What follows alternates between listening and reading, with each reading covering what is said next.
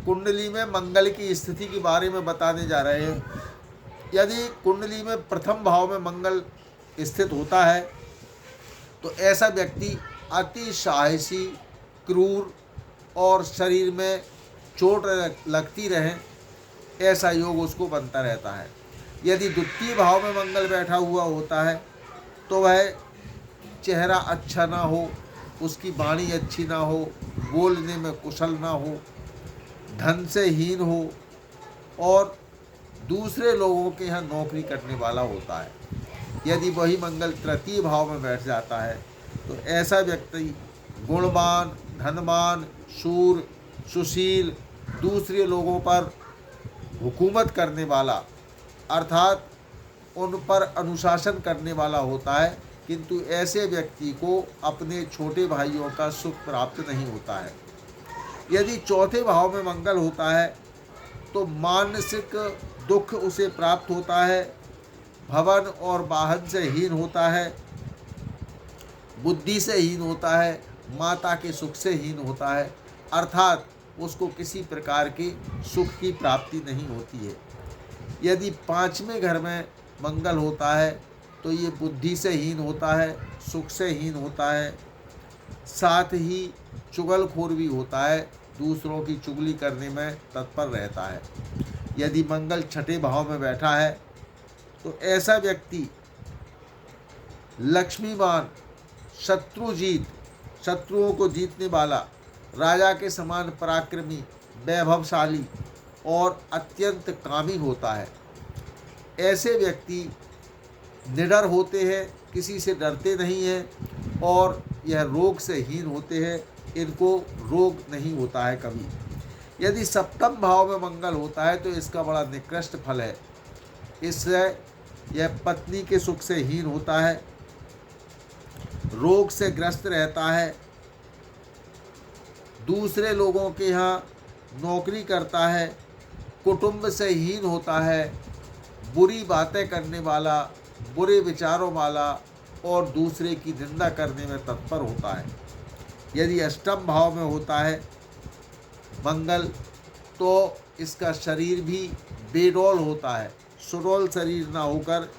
बेडौल शरीर होता है, धन से हीन होता है, कम आयु वाला होता है, साथ ही दूसरे लोग ऐसे लोगों की निंदा करते हैं, अनावश्यक धन का व्यय करने वाला होता है। यदि नवे भाव में मंगल बैठ जाता है तो ये राजा का बहुत प्रिय होता है, मंत्रणा करने में कुशल होता है, लेकिन पिता के सुख से हीन होता है और दूसरे लोग ऐसे व्यक्ति की निंदा करते हैं, द्वेष करते हैं। अगर दसम भाव में मंगल होता है तो ऐसा व्यक्ति अत्यंत पराक्रमी होता है, शूर होता है, राजाओं के समान वैभवशाली होता है और राजाओं के समान सुखवान होता है, उसको राजाओं जैसा ही सुख प्राप्त होता है। अच्छे मकान में रहने वाला, अच्छे वाहन की सवारी करने वाला, निडर, निर्भीक और दूसरों को दंड देने वाला होता है। ऐसे व्यक्ति अपनी चतुराई के कारण दूसरे लोगों को न्याय दिलाने में और न्याय देने में बड़े कुशल होते हैं। यदि 11वें भाव में मंगल होता है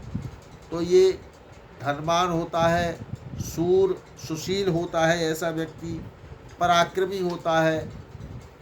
दूसरे लोगों को साथ में लेकर चलने वाला होता है, दूसरे लोगों के काम करने वाला, परोपकारी होता है। ऐसे व्यक्ति दूसरों को आर्थिक सहायता देकर, आर्थिक मदद पहुंचाकर लाभान्वित करते हैं और उनकी श्रद्धा के पात्र भी बनते हैं। और मंगल यदि 12वें भाव में बैठा होता है तो ऐसा व्यक्ति चुगलखोर, पत्नी रहित, पत्नी के सुख से सुखी न रहने वाला